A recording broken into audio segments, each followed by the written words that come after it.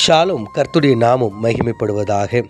கர்த்தருக்குள் பிரியமானவர்களே, வேத வசனம் இப்படியாக சொல்லுகிறது.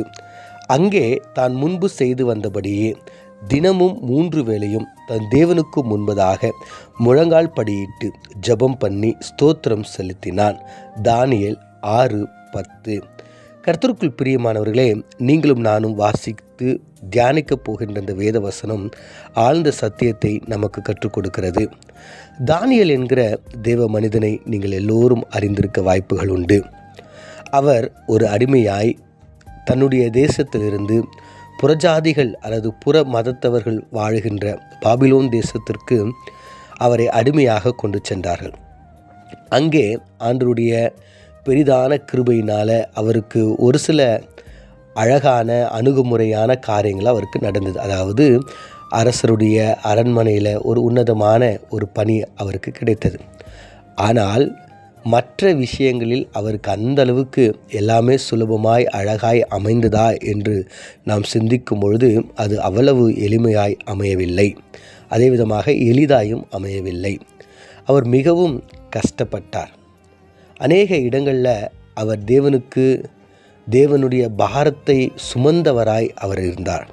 இந்த இடத்துல பார்க்கிறோம், முதலாவது அவர் எப்படியாக ஜெபிக்கிற ஒரு குணமுடையவராய் இருந்தார். அவர் 3 வேளை ஜெபிக்கிற ஒரு மனிதனாய் இருந்தார். அப்போ தேவ பிள்ளைகளாய் இருக்கிற நீங்களும் நானும் எப்பொழுதும் ஜெபிக்கிறவர்களாய் இருக்க வேண்டும்.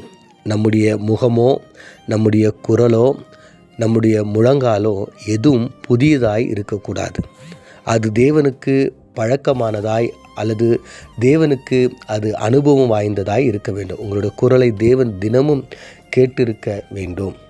ஸோ அது மாத்திரம் இல்லாமல் அவர் இங்கே பார்த்தீங்கன்னா ஸ்தோத்திரங்களை செலுத்தி ஜெபம் பண்ணி முழங்கால் படியிட்டார். ஸோ நம்முடைய ஜெபத்தில் எப்பொழுதும் ஸ்தோத்திரம் இருக்க வேண்டும். அநேக நேரங்களில் நம்முடைய ஜெபம் எப்படி இருக்குன்னா, ஆண்டவரே இதை கொடுங்க, அதை கொடுங்க, இதை செய்யுங்கன்னு நம்ம கேட்குறோம். ஆனால் அப்படி இல்லாதபடிக்கு செய்ததற்காக கர்த்தருக்கு நம்ம நன்றி செலுத்துகிறவர்களாய் இருக்க வேண்டும். 2வது நம்ம ஜெபிக்கிறவர்களாய் இருக்க வேண்டும். 3வது முழங்கால் படியிட்டு ஜெபிக்க வேண்டும். அநேக தேவ பிள்ளைகள் ஒருவேளை உங்களால் வயதாகிடுச்சு, எங்களால் முடியல அப்படின்னா நோ ப்ராப்ளம். ஆனால் ஜெபிக்கும் பொழுது உங்களால் முழங்கால் படியிட முடியும். அப்படிப்பட்ட வாய்ப்புகள் இருக்குது என்றால் தேவனுக்கு முன்பதாக தாழ்த்தி நீங்கள் என்ன பண்ணலாம், முழங்கால் படியிட்டு ஜெபிக்கலாம். அப்படி இல்லை அப்படின்னா ஆண்டவருக்கு கொடுக்க வேண்டிய மரியாதையை நீங்கள் என்ன பண்ணலாம், செலுத்தி நீங்கள் என்ன பண்ணலாம், ஜெபிக்கலாம். இங்கே பார்த்தீங்கன்னா அவர் ஆண்டவருக்கு ரெஸ்பெக்ட், அதாவது மரியாதையை அவர் தருகிறார். தன்னை முழங்கால் படியிட்டு தாழ்த்தி காண்பிக்கிறார். ஸோ இப்படியாக அவர் ஜெபித்தார் என்று வேதவாசனம் நமக்கு கற்றுக் கொடுக்கிறது. 3 வேளை ஜெபித்தார், எப்பொழுதும் ஜெபித்தார். அது மாத்திரம் இல்லாமல் கடவுளுக்கு ஸ்தோத்திரங்களோடு கூட, அதுக்கு மாத்திரம் இல்லாமல் அவர் ஆண்டவருக்கு கொடுக்க வேண்டிய கனத்தோடு மரியாதையோடு கூட அவர் செய்தார். அதே விதமாக முதல் ஒரு மறைமுகமான ஒரு ஜெபத்தை செய்தார். ராஜானுடைய போஜனம் வேண்டாம் என்று சொல்லி அந்த அதிகாரியிடம் அவர் பேசும்பொழுது அதற்கு பின்பதாக ஜெபம் மறைந்திருக்கிறது.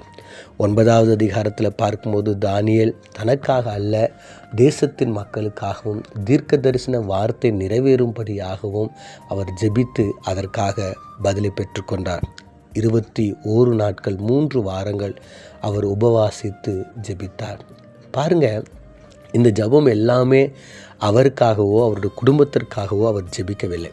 அவர் தேவனுக்காகவும் தேவனுடைய பிள்ளைக்காகவும் தேவனுடைய நாமத்திற்காகவுமே அவர் ஜெபித்தார். கர்த்தருக்குள் பிரியமானவர்களே, நம்முடைய ஜெபம் கூட இப்படிப்பட்ட ஒரு ஜெபமாய் இருக்கும் பொழுது கர்த்தர் நம்முடைய ஜெபத்திற்கு பதில் தருகிறார். அநேக நேரங்களில் நம்முடைய ஜெபம் நம்முடைய குடும்பத்தை சார்ந்ததாகவும் நம்மை சார்ந்ததாகவும் நம்முடைய தேவைகளை சார்ந்ததாகவும் இருக்கிறதுனால் நாம் அநேக நேரங்களில் நம்முடைய ஜெபத்தை கண்டு தேவன் வேதனைப்படுகிறார். கர்த்தருக்குள் பிரியமானவர்களே, தேவன் நாமம் மகிமைப்படும்படியாக ஜெபியுங்கள். தேவன் நாமம் அழிந்து போகாதபடிக்கு அது அநேகருக்கு பரவும்படியாய் ஜெபியுங்கள். தேவனுடைய ஜனத்திற்காக ஜெபியுங்கள். தேவனுடைய சித்தத்திற்காக நீங்கள் ஜெபியுங்கள். தேவனுக்கு மரியாதையும் கனத்தையும் செலுத்தி நீங்கள் ஜெபிக்கும்போது கர்த்தர் உங்களை ஆசீர்வதிக்கிறார். கண்களை மூடி நாம் ஜெபிப்போம்.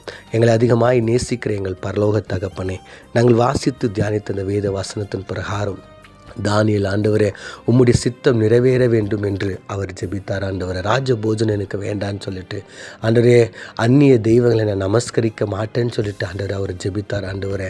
அது மாத்திரம் இல்லாமல் தேசத்து மக்களுடைய விடுதலைக்காக நீ சொன்ன அந்த வாக்கு தத்துவத்திற்காக அவர் ஜெபித்தார் ஆண்டவரே. உமக்கு மரியாதையும் கனத்தையும் செலுத்தி ஜெபித்தார் ஆண்டவரே.